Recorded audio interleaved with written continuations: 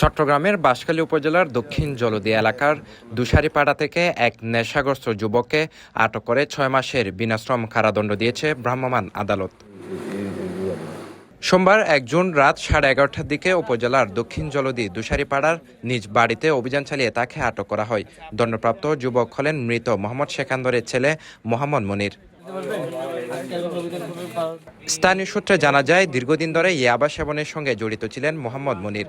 নেশাগ্রস্ত অবস্থায় তিনি প্রায়ই পরিবারে অশান্তি সৃষ্টি করতেন এবং তার আচরণে অতিষ্ঠ হয়ে এক পর্যায়ে তার স্ত্রী বাড়ি ছেড়ে চলে যান।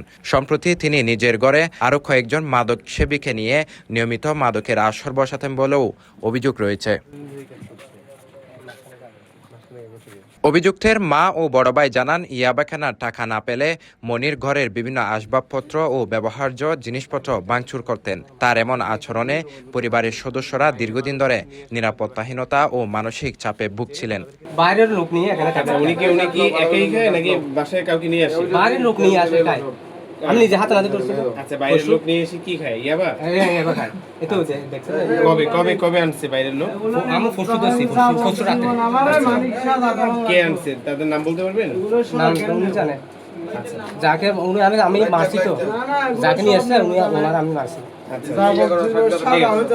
ইতার বউ কিনলে গিয়ে ফুইয়া হন না স্যার। বউ গিয়ে দেখ, বউ এটা হাইলো বাজানো মানে সাজানো মানে তিন মাসে হাইতে না পায় তো এরা গিয়ে দিই আমি কিলে যাইতো। গোপন সংবাদের ভিত্তিতে বাঁশখালী থানা পুলিশের সহযোগিতায় অভিযান পরিচালনা করেন বাঁশখালী উপজেলার সহকারী কমিশনার ভূমি ও এক্সিকিউটিভ ম্যাজিস্ট্রেট মোহাম্মদ উমর সানিয়া আকন। অভিযানের সময় স্থানীয় বাসিন্দারাও মনিরের বিরুদ্ধে নেশাগ্রস্ত অবস্থায় জনসাধারণের শান্তিশৃঙ্খলা বিনষ্ট এবং এলাকায় বিরূপ পরিবেশ সৃষ্টির অভিযোগ তুলেন। মানে কাদের সঙ্গ দোষে এটা করতেছে? CTG post, Chittagong. বাইরের